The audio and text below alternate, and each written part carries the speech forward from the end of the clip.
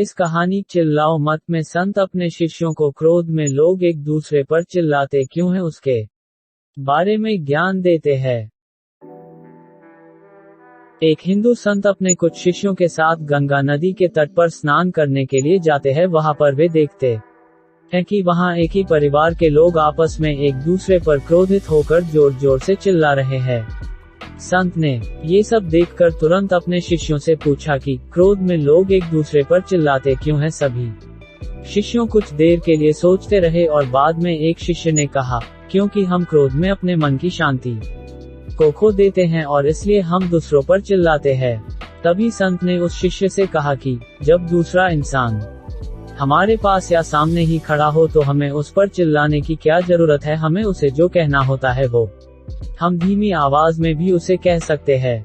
वो शिष्य संत की इस बात का जवाब नहीं दे पाया। दूसरे कुछ शिष्यों ने भी इसका जवाब देने का प्रयास किया, किंतु उनकी बात से बाकी लोग संतुष्ट नहीं हुए। अंत में सभी शिष्यों ने संत से कहा कि आप ही हमें समझाए। संत ने समझाया कि जब दो लोग एक दूसरे से नाराज होते हैं तब उन दोनों के दिल एक दूसरे से दूर हो जाते हैं। इस परिस्थिति में वो लोग एक दूसरे को बिना चिल्लाए नहीं सुन पाते हैं। वो लोग जितना ज्यादा क्रोधित होते हैं उतनी ही उनके बीच में दूरी बढ़ती है और उतना ही उन लोगों को ज्यादा चिल्लाना पड़ता है। जब दो लोग के बीच में प्रेम होता है तब वो चिल्लाते नहीं है। वो लोग धीरे धीरे बात करते हैं क्योंकि उनके दिल बहुत ज्यादा करीब होते हैं और उनको चिल्लाने की कोई आवश्यकता नहीं होती है। जब वे एक दूसरे को हद से भी अधिक चाहने लगते हैं तब वे बोलते भी नहीं है। वे तो सिर्फ एक दूसरे की तरफ देखते हैं और सामने वाला क्या कहना चाहता है वो समझ जाते हैं।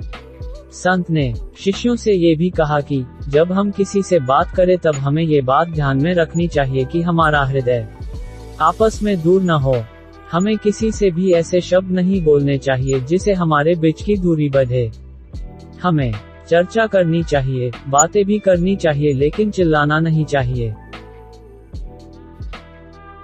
अगर आपको हमारी स्टोरी चिल्लाओ मत अच्छी लगी हो तो अपने दोस्तों के साथ भी शेयर कीजिए और कमेंट में जरूर बताइए कि कैसी लगी हमारी स्टोरी।